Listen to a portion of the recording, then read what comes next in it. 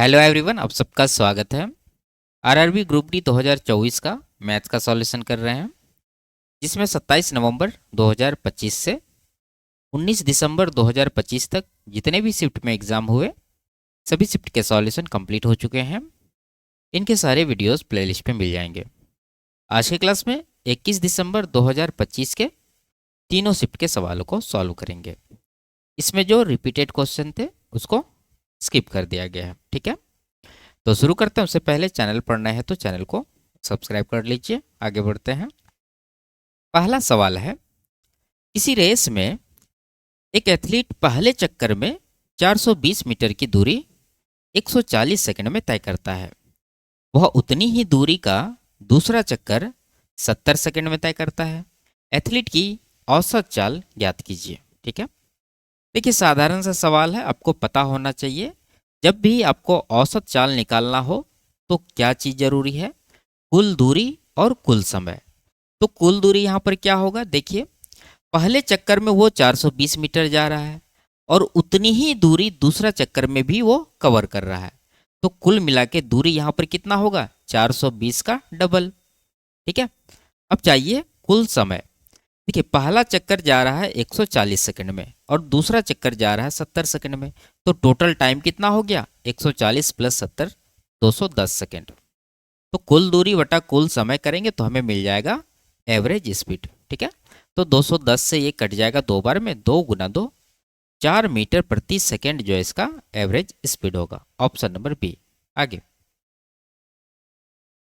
एक बेलन जिसकी ऊंचाई उसकी त्रिज्या की 8 गुनी है को पिघलाकर गोलाकार गेंदें बनाई जाती है, जिनमें से प्रत्येक की त्रिज्या बेलन की आधी है। गोलाकार गेंदों की संख्या ज्ञात कीजिए। ठीक है, यानी ये जो सवाल है आयतन के बराबर करने पर आधारित ये सवाल है। ठीक है, तो इसमें सबसे पहले आपको क्या करना है, बेलन की त्रिज्या और गोले की त्रिज्या में कनेक्शन आपको खोजना है। ये क्या कह रहा है कि ये जो बेलन की ऊंचाई है ये इसकी त्रिज्या की 8 गुनी है। ठीक है, और ये जो गोलाकार गेंदें बनाई जा रही है इसकी त्रिज्या बेलन की त्रिज्या की क्या है, आधी है। तो आपको बेलन की त्रिज्या ऐसा लेना है जिसका 8 गुना भी आसानी से किया जा सकता हो और आधा भी आसानी से किया जा सकता हो। ठीक है, तो यहाँ पर इसकी त्रिज्या को हम लोग मान लेंगे 2x। तो 2x का 8 गुना करेंगे तो इसका ऊंचाई मिलेगा यानी कि 16x, और 2x का हाफ करेंगे तो ये प्रत्येक गोलाकार गेंद की त्रिज्या मिल जाएगी यानी कि x। ठीक है, अब आयतन लिखिए। बेलन का आयतन होता है क्या, पाई आर स्क्वायर एच। तो पाई को पाई रहने देंगे, आर स्क्वायर, आर यहाँ पर 2x मान है, इसका स्क्वायर हो जाएगा 4x स्क्वायर इंटू एच क्या है 16x। ये जो बेलन है इसी को पिघला के क्या बनाया जा रहा है, गोलाकार गेंद। तो यहाँ पर गोला का आयतन होता है 4/3 पाई इंटू आर क्यूब। गोला का त्रिज्या क्या है, x है, तो x का क्यूब यहाँ पर आएगा। तो ये दोनों आयतन बराबर नहीं है। देखिए बेलन को पिघला के गोलाकार गेंदें बनाई जा रही है और गेंदों की संख्या आपको निकालना है, इसका मतलब एक से अधिक गेंदें यहाँ पर बनने वाली है। तो हम लोग मान लेंगे कि यहाँ पर गेंदों की संख्या क्या है, n है। तो यही n का वैल्यू आपको फाइंड करना है। तो पाई यहाँ तो पहले कट जाएगा, 4 भी काट दीजिए आप, x गुना एक्स स्क्वायर, ये एक्स क्यूब होगा, यहाँ भी है तो ये पूरा आप काट दीजिए दोनों तरफ। तो n का वैल्यू क्या बचा, 3, यहाँ यहाँ 16, तो दोनों में गुना होगा तो n बराबर हो जाएगा 16 या 48। और यही जो है इस सवाल का आंसर है, ऑप्शन नंबर बी। आगे, एक वर्गाकार आधार और 10 फीट ऊंचाई वाले कमरे का आयतन 25,000 फीट क्यूब है। कमरे के चारों कोनों में 25 फीट स्क्वायर आधार क्षेत्रफल वाले घनकक्ष बने हैं। कमरे के उस क्षेत्रफल की दीवारों और छत को रंगना है जो घनकक्ष से घिरे नहीं है। कितने क्षेत्रफल को रंगना है। ठीक है, देखिए पहले आप सवाल को समझिए। इसको सॉल्व करने के लिए एक डायग्राम बनाना पड़ेगा। ये मान लीजिए आपका क्या है, एक घनाभाकार कमरा है। इस तरह का एक बार और खींचेंगे, फिर उसके बाद इनके कोनों को मिला देंगे तो ये आपको एक कमरे की तरह दिखेगा। ठीक है, इसकी ऊंचाई जो भी है ये 10 फीट दे रखा है, आप लिख सकते हैं 10 फीट। और ये जो कह रहा है कि कमरे के चारों कोनों में इतना आधार क्षेत्रफल वाले घनकक्ष बने हैं, तो ये घनकक्ष किस तरह से बना है। देखिए, इसका ऊंचाई के बारे में नहीं कह रहा है कि ये कितना ऊंचा तक बना है, तो हम लोग इसको छत तक लेंगे। ठीक है, तो इस तरह से देखेंगे, आप इसको इमेजिन करिए कि इस तरह से यहाँ पर एक घनकक्ष बना है, तो आपको इस तरह से ये दिखेगा। ठीक है, और उस दीवार की बात करें पीछे वाला का, तो इस तरह से उसका दिखेगा। और ये जो घनकक्ष है इसका ये कॉर्नर आपको दिखेगा।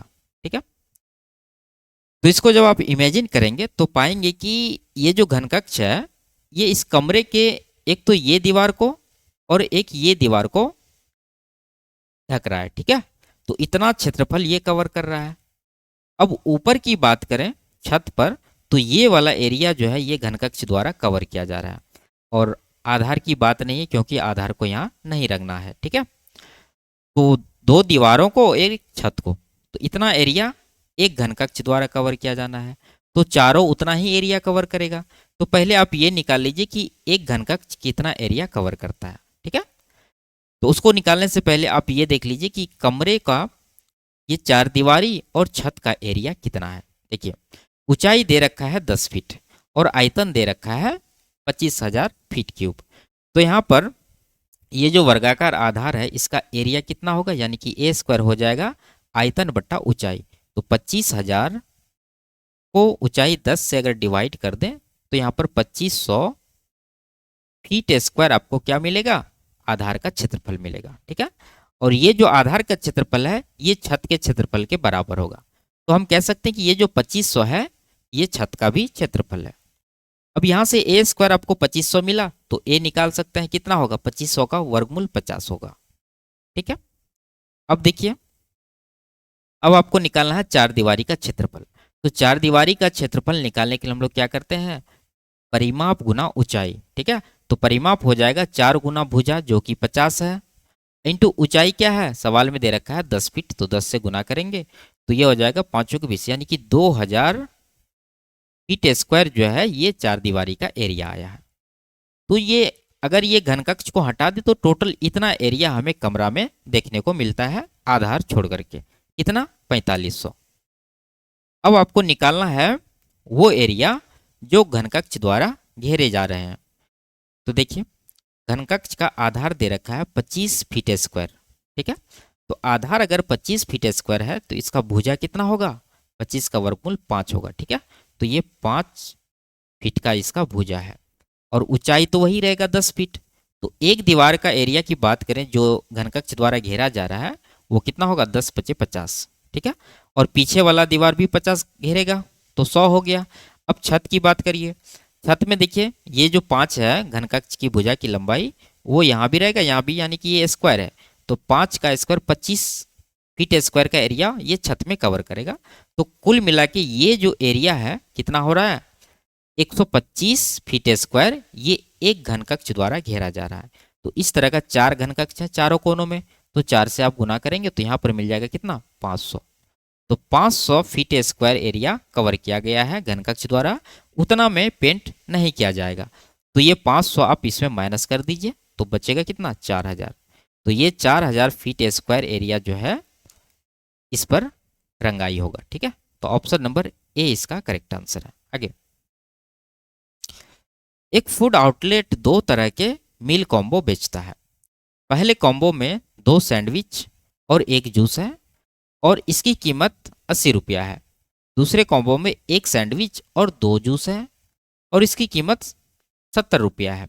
एक सैंडविच की कीमत कितनी है। आसान सवाल है, इक्वेशन आपको बिल्कुल नहीं बनाना है, ऑप्शन से सॉल्व करना है। क्या पूछ रहा है, सैंडविच की कीमत। मान लीजिए पहला ऑप्शन ये सैंडविच की कीमत है, तो यहाँ देखिए 2 सैंडविच है, एक का अगर आप ऑप्शन से लेते हैं तो 30 रुपया, तो 2 का कितना, 60 रुपया। तो 2 सैंडविच का 60 रुपया हुआ, एक जूस मिला के 80 रुपया हो रहा है, तो 80 में 60 यानी सैंडविच का माइनस कर देंगे तो 20 रुपया जूस का मिलेगा। ठीक है, अब 20 रुपया जूस का मिला है तो आप यहाँ पर रख लीजिए, तो 2 जूस है तो 40 रुपया यहाँ हो गया, एक सैंडविच आप 30 लिए थे, 30 अगर लें, क्या 30 + 40 70 हो रहा है, हो रहा है। इसका मतलब option number A he correct answer है। ठीक है, आगे, यदि ये दे रखा है तो x का मान आपको फाइंड करना है, तो यहाँ पर आधार आपको बराबर करना होगा। 4 है 64 है। 64 को 4 के आधार में लिख सकते हैं, लेकिन 8 को नहीं लिख सकते, तो हम लोग क्या करेंगे, सबको 2 के आधार में बदल लेंगे। तो 4 को लिखेंगे 2 की पावर 2, तो 2 की पावर 2, लेकिन ये x+1 पहले से है, बराबर 64 मतलब क्या, 8 का स्क्वायर, 8 मतलब 2 का क्यूब, तो कुल मिला के 2 की पावर 6 होगा। और ये 8 है 2 की पावर 3, और x पहले से, तो 2 कितना हो जाएगा, 3x। ठीक है, अब देखिए आधार बराबर सब जगह दिख रहा है, तो क्या करना है, गुना रहे तो पावर को जोड़ देना है। अगर पावर को जोड़ते हैं तो यहाँ से मिलेगा 6 + 3x, और यहाँ पर क्या है 2x+2, और आधार बराबर है तो पावर भी बराबर होगा, तो कुल मिला के 2x+2 बराबर आप लिख सकते हैं 6 + 3x। तो यहाँ से x बराबर कितना मिलेगा, -4। ये आपका करेक्ट आंसर है। आगे,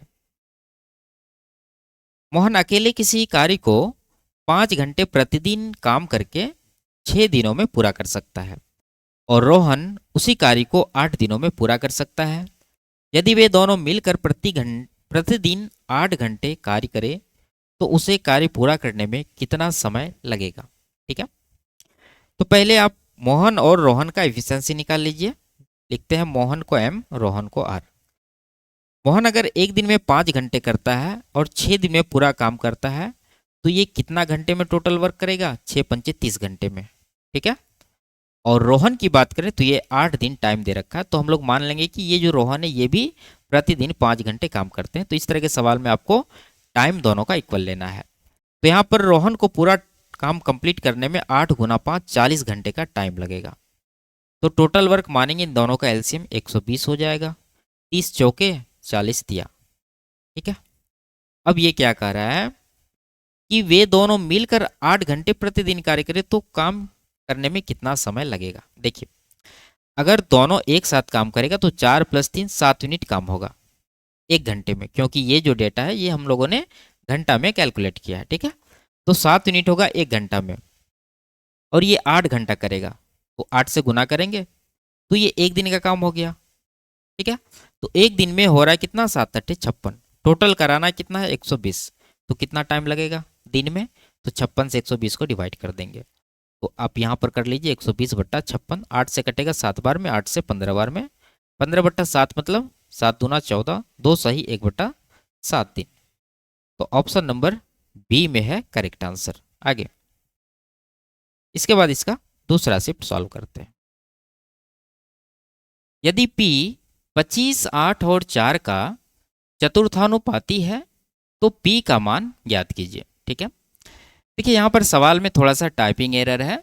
ये जो सवाल है ये क्या कह रहा है कि P 25 और 8 इसका चतुर्थानुपाती 4 है, तो P का वैल्यू आपको फाइंड करना है। ठीक है, तो सिंपल सा आपको यहाँ पर लगाना क्या है, आप जानते हैं अगर आपके पास 3 नंबर है A, B और C, अगर इसका चतुर्थानुपाती आपसे पूछे, मान लीजिए x है, तो क्या करते हैं, BC/A करते हैं। ठीक है, तो इन तीनों में आप देखेंगे तो ये आपका A है, ये B है, ये C है, तो इन दोनों को गुना करके P से डिवाइड करेंगे तो 4 के बराबर आना चाहिए। ठीक है, तो यहाँ पर 25 × 8/P = 4 करेंगे, तो 4 से ये 2 बार में कटेगा, तो P का वैल्यू यहाँ से आपको मिलेगा 50। ठीक है, तो ऑप्शन नंबर डी इसका करेक्ट आंसर होगा। आगे, एक समांतर चतुर्भुज में इसकी 2 आसन्न भुजाओं की लंबाई 11.9 सेंटीमीटर और a सेंटीमीटर है, जहां a छोटी भुजा है।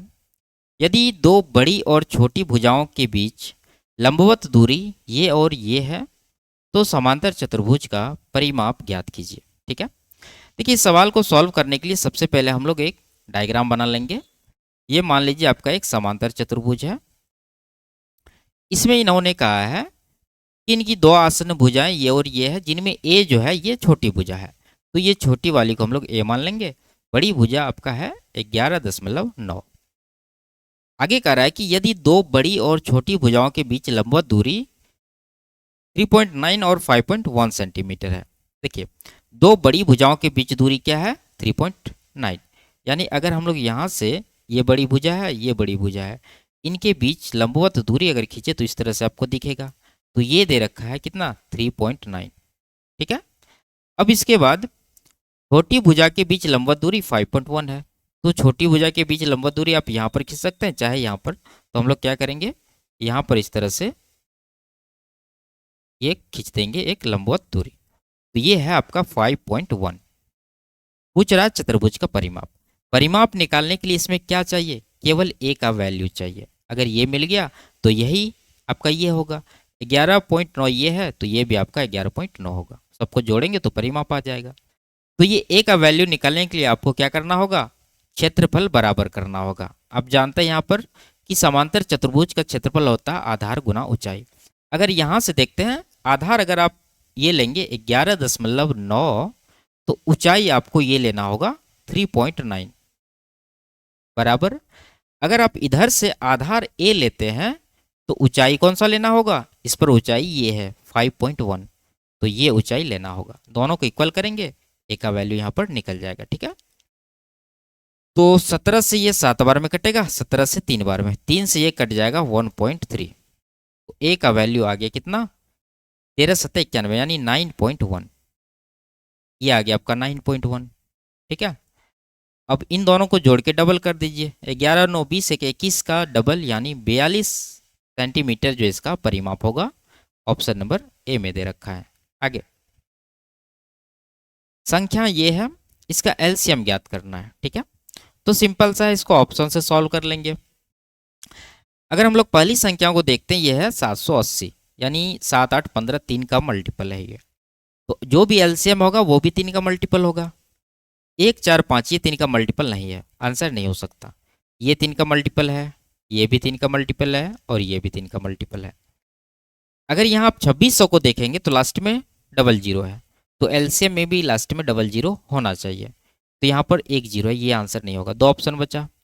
अब इसको हटाने के लिए आप क्या करेंगे, 2600 से ये दोनों डिविजिबल है, तो ये नंबर आप पकड़िए। इसको क्या करेंगे, 13 8 104। ठीक है, और ये कर लीजिए कि 130 अलग कर लेंगे, बचा कितना 16। ठीक है, 130 गुना 16 है ये नंबर, तो 130 से तो ये कट जाएगा, ये भी कट जाएगा। आप दोनों में से किसी एक को चेक कर लीजिए। 130 से डिवाइड करने के बाद जो बच रहा है वो 16 से भी डिवाइड होनी चाहिए। अगर हो गया तो एलसीएम है, नहीं हुआ तो एलसीएम नहीं है। ठीक है, तो छोटा नंबर आप ट्राई करिए, 15,600 है। इसको अगर आप 130 से डिवाइड करते हैं तो ये कट जाएगा कितना बार में, 120 बार में। क्या ये 120 ये 16 से डिविजिबल है, नहीं है, इसका मतलब ये आपका एलसीएम नहीं हो सकता। ऑप्शन नंबर बी आपका करेक्ट आंसर है। ठीक है, तो इतना हमने लिखा आपको समझाने के लिए। आपको सॉल्व करने वक्त ये सब लिखना नहीं है, डायरेक्ट मन में कैलकुलेट करके आंसर लगाना है। आगे, दो मित्रों गोपाल और मनोज की वर्तमान आयु में 2 वर्ष का अंतर है। यदि अब से 18 वर्ष बाद उनकी आयु का अनुपात 21-22 होगा, तो अब से 10 वर्ष पूर्व उनकी आयु का योग ज्ञात कीजिए। ठीक है, सिंपल सा लॉजिक है यहाँ पर। ये जो गोपाल और मनोज के बीच एज का गैप है 2 वर्ष का, ये उनके बीच जिंदगी भर रहेगा। चाहे 18 वर्ष बाद की बात करें या 18 वर्ष पहले की बात करें, ये गैप हमेशा 2 वर्ष का ही रहेगा। तो रेशियो में आप गैप देख लीजिए, 21 और 22 में 1 यूनिट का गैप है, जबकि वर्ष में 2 वर्ष का गैप है। तो 1 यूनिट का वैल्यू कितना हो गया, 2 वर्ष। अब आप निकाल लीजिए दोनों का आयु। तो 1 का 2 है तो 21 का कितना होगा, 42 होगा, और 22 का कितना होगा, 44 होगा। तो ये जो आया है ये कब की आयु है, ये 18 वर्ष बाद की है। तो दोनों को जोड़ लीजिए, 40 40 80 से 86 साल आ रहा है दोनों का आयु। कब, 18 वर्ष बाद। लेकिन ये पूछ रहा 10 वर्ष पूर्व। अब देखिए 18 वर्ष बाद का है, 10 वर्ष पहले आपको जाना है, तो टोटल गैप कितना हो गया, 28 साल का। लेकिन 2 व्यक्ति है तो 28 दूना 56 साल आपको माइनस कर देना है। तो 56 जब आप माइनस करेंगे तो बचेगा कितना, 30 साल। तो यही जो है इसका आंसर होगा, ऑप्शन नंबर डी में दे रखा है। आगे, इसके बाद इसका तीसरा शिफ्ट सॉल्व करते हैं। 3 4 और 5 सेंटीमीटर किनारों वाले 3 घनों को पिघलाकर एक घन बनाया जाता है। पिघलाने और पुनः ढालने के बाद कुल पृष्ठीय क्षेत्रफल में कितने प्रतिशत परिवर्तन होगा। ठीक है, परसेंटेज आपको निकालना है। तो देखिए ये तीनों भुजाओं वाले घनों को पिघलाकर एक बड़ा घन बना रहे हैं, तो तीनों का आयतन ये बड़े घन के आयतन के बराबर होगा। तो इसका आयतन कितना होगा? तो घन का आयतन निकालने के हम लोग करते हैं भुजा का क्यूब। तो 3 का क्यूब 27 प्लस 4 का क्यूब 64 प्लस 5 का क्यूब 125। इन तीनों को जोड़ेंगे तो ये जो बड़ा घन बन रहा है तीनों को पिघलाने के बाद उसका आयतन बराबर होगा। तो मान लीजिए कि वो बड़ा घन का भुजा क्या है? ए है। तो ए का क्यूब करेंगे, इसका आयतन होगा। तो यहाँ से आपको ए का वैल्यू निकालना है। इन तीनों को जोड़ने से आपको क्या मिलेगा? 216। तो ए क्यूब का वैल्यू 216 है, तो ए का वैल्यू कितना होगा? 6। 216 का घनमूल। ठीक है। अब आते हैं टोटल सरफेस एरिया पर। यहाँ पर अगर टोटल सरफेस एरिया निकालें तो क्या लगाना होगा? 6a²। तो तीनों में लगाना है तो 6 कॉमन रहेगा, आपको सबका a² जोड़ लेना है। तो 9 का 3 का स्क्वायर 9 हो जाएगा, 4 का स्क्वायर 16 हो जाएगा, प्लस 5 का स्क्वायर कितना हो जाएगा? 25। तो ये पहले का टोटल सरफेस एरिया है। अब बड़ा घन जब बना है तो इसका भुजा हो गया 6। तो इसका टोटल सरफेस एरिया कितना होगा? 6a²। यहाँ भी लगाना आपको, तो 6 इंटू a² कितना होगा? 36। तो ये चीज़ आपको कैलकुलेट करना है। 6 तो कट जाएगा, इधर 16 9 25, 25 50 हो गया, इधर आ गया 36। तो 50 से 36 हुआ, कम ही हुआ है। तो कितना परसेंट? अब यहाँ पर 100 बना लीजिए। तो 2 से दोनों तरफ गुना करेंगे तो ये 100 बन जाएगा और ये 36 गुना 72 बन जाएगा। 100 से 72 हुआ, 28% का डायरेक्ट यहाँ पर कमी दिख रहा है। ऑप्शन नंबर ए करेक्ट है। आगे,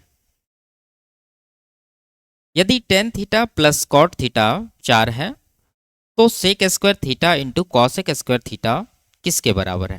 ठीक है। देखिए सिंपल सा, अगर आपको रिजल्ट याद है तो 1 सेकंड का ये सवाल है।